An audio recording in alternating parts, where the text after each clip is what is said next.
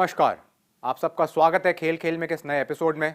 मैं हूं आपका होस्ट और दोस्त सिद्धार्थ महान। कुछ खबरें दिल तोड़ देती हैं। पहलगांव में भारतीय टूरिस्ट पर हुए आतंकवादी हमले ने पूरे देश को झकझोर दिया। ऐसे समय में स्पोर्ट्स शायद सबसे अहम याद दिलाता है। हर हार के बाद उठना जरूरी है, हर दर्द को ताकत में बदलना जरूरी है। इसी जज्बे के साथ आइए लौटते हैं स्पोर्ट्स की दुनिया में, जहां हर दिन एक नई कहानी है। हर पल हमें यह याद दिलाता है कि अंधेरे के बाद उजाला जरूर आता है। तो आइए देखते हैं इस हफ्ते की टॉप स्पोर्ट्स स्टोरीज। आईपीएल 2025 के इस हफ्ते की सबसे बड़ी टक्कर रही दो दिग्गज टीमों की भिड़ंत, मुंबई इंडियंस और चेन्नई सुपर किंग्स। दोनों ही टीमें पहले इतिहास रच चुकी हैं, लेकिन इस सीजन में उनकी कहानियां बिल्कुल जुदा रही हैं। एक तरफ थी उभरती हुई मुंबई जो लगातार जीत दर्ज कर रही है, और दूसरी ओर चेन्नई जो धीरे धीरे टूर्नामेंट से बाहर की ओर फिसल रही है। देखिए ये नेक्स्ट रिपोर्ट।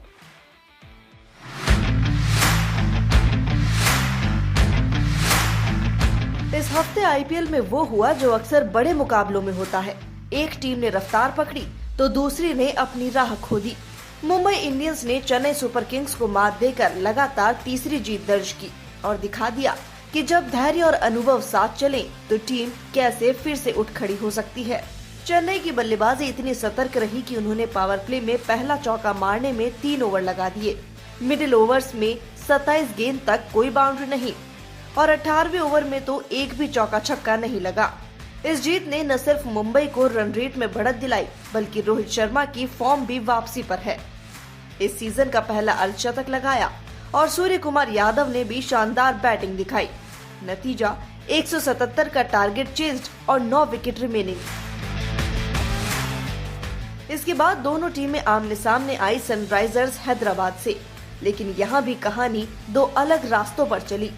मुंबई इंडियंस ने एसआरएच को 7 विकेट से हराया। रोहित फिर चमके 70 रन बनाकर। सूर्या ने 40 नॉट आउट रन जोड़े और हैदराबाद को 143 पर रोककर 146 रनों का लक्ष्य आसानी से हासिल कर लिया। पर चेन्नई के हिस्से फिर आई हार। इस बार एसआरएच ने उन्हें उनके ही घर में पछाड़ा है। हालांकि डेब्यू कर रहे डेवाल्ड ब्रेविस ने 25 गेंदों में 42 रन बनाकर पारी में जान फूकी, लेकिन कुल 154 रन काफी नहीं थे। कमिंदो मेंडिस की ऑलराउंड परफॉर्मेंस और हर्षल पटेल की कसी हुई गेंदबाजी ने हैदराबाद को जीत दिलाई। To be fair, I still think we've got a good squad. We're not far away. A couple of key injuries, just a bit of a lack of form, and we've just struggled really to nail a game plan. Chopped and changed too much, but I think was trying to look for something that perhaps we felt wasn't theirs. Chennai super Kings अब लगभग tournament से बाहर है और कप्तान धोनी भी कह चुके हैं कि अब नए यानी अगले साल के लिए कॉम्बिनेशंस आजमाने का वक्त है। तो वहीं दूसरी ओर मुंबई इंडियंस की वापसी शानदार रही है। पिछले 4 मैच लगातार जीतकर टीम प्लेऑफ की ओर मजबूती से बढ़ रही है। पॉइंट्स टेबल पर अब टॉप 4 टीम्स हैं: Gujarat Titans, Delhi Capitals, RCB और मुंबई इंडियंस। प्लेऑफ्स की रेस अब इंटेंसिफाई होती जा रही है और दिलचस्प होगा अगले कुछ हफ्तों में ये देखना इस लाइनअप में फेरबदल होता है या नहीं। राजस्थान रॉयल्स इस हफ्ते मैदान पर कुछ इस तरह बिखरे कि उन्होंने मैचेस दोनों हाथों से गंवा दिए। जयपुर हो या बेंगलुरु, दोनों जगह वो आखिरी ओवर्स में ढेर हो गए। ये हार टीम के हौसले और प्लेऑफ्स की उम्मीदों पर बड़ा झटका बनकर आई हैं। चलिए देखते हैं आरआर के इस हफ्ते के रिजल्ट्स।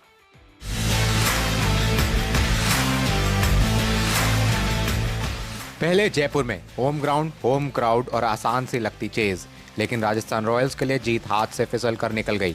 लखनऊ सुपर जायंट्स के खिलाफ सिर्फ 9 रन चाहिए थे आखिरी ओवर में और तब आए आवेश खान। 1 डॉट बॉल, 2 विकेट्स और दबाव में उलझी राजस्थान की बल्लेबाजी। यशस्वी जायसवाल 74 रन बनाकर आउट हुए। रियान पराग भी एलबीडब्ल्यू हो गए और टीम घबरा गई। आखिरी 5 गेंदों में सिर्फ 8 रन चाहिए थे, लेकिन शिमरन हेटमायर की एक गलती, शार्दुल ठाकुर का मिसफील्ड और फिर उन्हीं के हाथों कैच आउट होना, सब कुछ ऐसे घटा जैसे स्क्रिप्ट कोई और लिख रहा हो। लखनऊ ने वो मैच जीत लिया जो उनके हाथ में कभी था ही नहीं, और फिर आया बेंगलुरु का मुकाबला, जहां आरसीबी ने 205 रन बनाकर राजस्थान को फिर से चुनौती दे दी। ध्रुव जुरैल और शुभम दुबे ने जब भुवनेश्वर कुमार को 18वें ओवर में 22 रन जड़ दिए तो लग रहा था इस बार तो राजस्थान जीत ही जाएगा। सिर्फ 18 रन चाहिए थे 12 गेंदों में और 5 विकेट्स बाकी थे, लेकिन फिर आए जॉस हेजलवुड। उन्होंने लिए 2 विकेट्स, सिर्फ 1 रन दिया 19वीं ओवर में और मैच पूरी तरह पलट दिया। आखिरी ओवर में यश दयाल ने फिर दिखाया क्यों उन्हें डेथ ओवर स्पेशलिस्ट कहा जाता है। नतीजा, राजस्थान 11 रन से हार गया। आरआर के हेड कोच राहुल द्रविड़ और फास्ट बॉलर संदीप शर्मा ने टीम के परफॉर्मेंसेस को लेकर प्रतिक्रिया दी और कहा कि अब टीम को हर मैच एक-एक करके लेना होगा। Just try to play a good game of cricket. We know we have to play well to stay alive in this tournament. Now we've lost a couple of close games coming into this, but we've played some good cricket as well. And it's one of those tournaments where a few balls going here or there, and we might have been in a slightly different position. But that you need to play well in those critical moments as well. I'm pretty sure हम लोग bounce back करेंगे and as I said कि यहाँ से I feel one game at a time लेना चाहिए and try to break this losing streak. 5वीं लगातार हार के बाद अब रॉयल्स प्लेऑफ की रेस से ऑलमोस्ट बाहर हैं और सबसे बड़ा सवाल ये है, जीत के इतने करीब जाकर बार बार हार जाना ये सिर्फ तकनीकी चूक है या अब टीम में आत्मविश्वास की कमी हो गई है। आईपीएल 2025 का यह हफ्ता एक शानदार तस्वीर लेकर आया।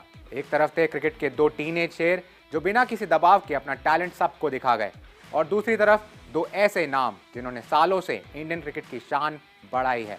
इस हफ्ते मैदान पर देखने को मिला एक्सपीरियंस और एंथुजियाज्म का धमाकेदार कॉम्बिनेशन। चलिए अब आपको दिखाते हैं इस हफ्ते के इन 4 सुपरस्टार्स की परफॉर्मेंसेस की कहानी, 2 यंग गन्स और 2 इंडियन डॉन्स।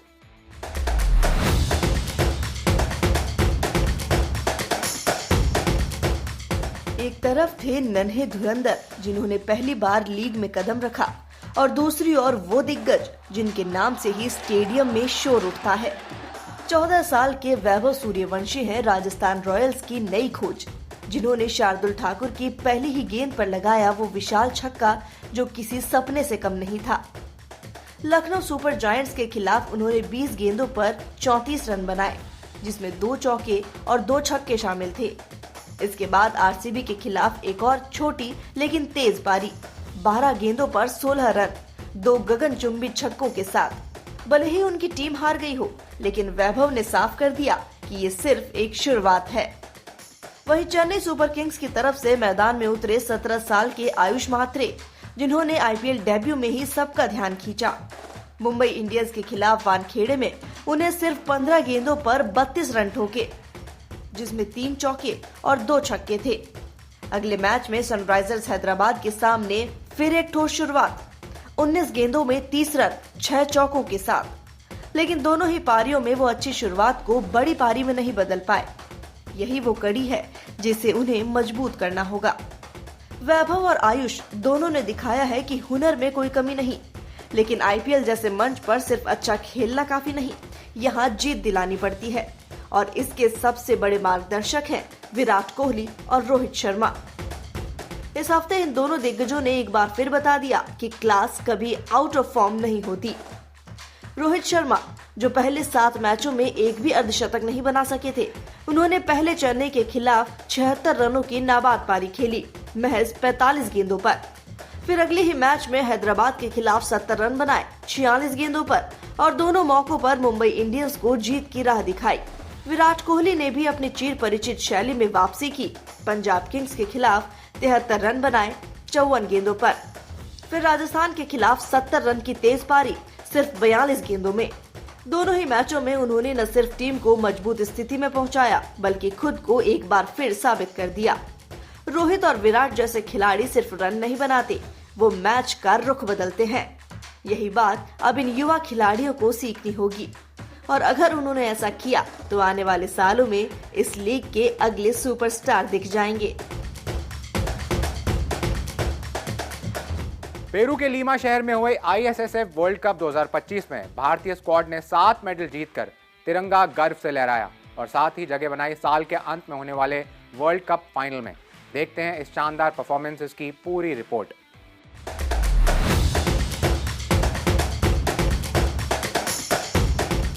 पेरू में 13 से 22 अप्रैल तक आयोजित आईएसएसएफ वर्ल्ड कप 2025 में भारत के निशानेबाजों ने कमाल का प्रदर्शन किया। 43 देशों के 400 से ज्यादा शूटर्स के बीच भारत ने कुल 7 पदक जीतकर कुल पदक तालिका में तीसरा स्थान हासिल किया। चीन और अमेरिका के बाद। भारत के 42 सदस्यीय दल ने दिखाया कि संख्या में नहीं, क्वालिटी में भी हम कम नहीं हैं। 2 गोल्ड, 4 सिल्वर और 1 ब्रॉन्ज के साथ भारतीय टीम ने वर्ल्ड कप फाइनल 2025 के लिए कतर की टिकट भी पक्की कर ली है। गोल्ड मेडल जीतने वालों में रही सुरुचि सिंह, जिन्होंने विमेंस 10 मीटर एयर पिस्टल में बाजी मारी, और फिर सौरभ चौधरी के साथ मिलकर मिक्स्ड टीम इवेंट में भी गोल्ड झटका। सिल्वर मेडलिस्ट में शामिल रही मनु भाकर, अर्जुन बाबूता, सिमरनप्रीत कौर ब्रार और रुद्रांश पटेल आर्या बोरसे की जोड़ी, जबकि ब्रॉन्ज मेडल मिला सौरभ चौधरी को मेंस 10 मीटर एयर पिस्टल में। ये इस सीजन का दूसरा शूटिंग वर्ल्ड कप था। पहले वर्ल्ड कप में भी भारत ने अर्जेंटीना के ब्यूनस आयर्स में 8 पदक जीतकर दूसरा स्थान हासिल किया था। तो साफ है, भारत का निशाना अब वर्ल्ड कप फाइनल पर है, जहां मुकाबला होगा कतर के दोहा में इस साल दिसंबर में। एक तरफ हमारे खिलाड़ी मैदान में देश का सिर ऊंचा कर रहे हैं, तो दूसरी तरफ कुछ कड़वी हकीकतें हमें फिर सोचने पर मजबूर कर देती हैं। जैसे जैवलिन में Olympic gold medallist Arshad Nadeem का भारत ना आना। लेकिन इन सब के बीच हमारे स्टार नीरज चोपड़ा ने फिर साबित किया कि मैदान में हर थ्रो सिर्फ दूरी नहीं नापता, वो पूरे देश की उम्मीदों को लेकर आता है।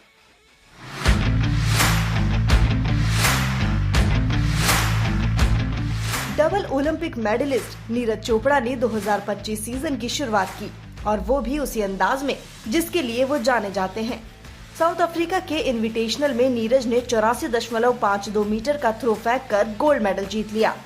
6 एथलीटों के इस कंपटीशन में सिर्फ 2 ही खिलाड़ी 80 मीटर के पार पहुंच सके। हालांकि ये थ्रो नीरज के पर्सनल बेस्ट 89.94 मीटर से थोड़ा कम था, लेकिन सीजन के स्टार्ट के हिसाब से ये परफॉर्मेंस एक मजबूत संकेत है। 16 मई को दोहा डायमंड लीग में अब वो और भी बड़े चैलेंजेस के लिए तैयार दिख रहे हैं। लेकिन इस सीजन की सबसे खास बात है Neeraj Chopra classic javelin event, जो 24 मई को भारत में होगा। इस इवेंट में नीरज खुद तो मौजूद रहेंगे ही, थॉमस रोहलर और ग्रेनेडा के वर्ल्ड चैंपियन एंडरसन पीटर्स जैसे दिग्गजों ने भी अपनी भागीदारी की पुष्टि कर दी है।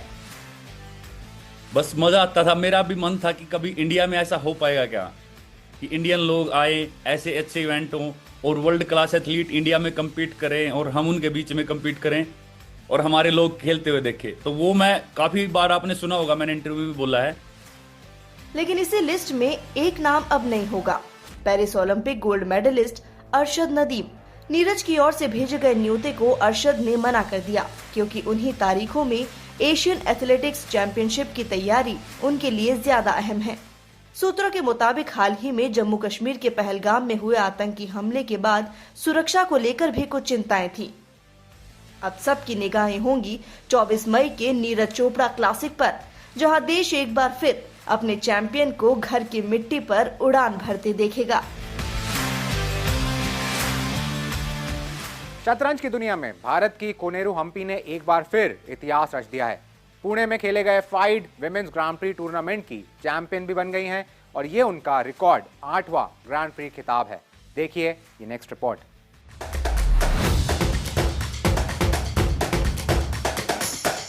पुणे में खेले गए FIDE विमेंस ग्रांड प्री के 9वें और आखिरी राउंड में कोनेरू हम्पी और चीन की झूजिनर दोनों ने जीत दर्ज की, और टूर्नामेंट खत्म हुआ 7 अंकों की टाई के साथ। लेकिन चैंपियन बनी भारत की शतरंज क्वीन कोनेरू हम्पी, क्योंकि उनके टाई ब्रेक स्कोर बेहतर थे।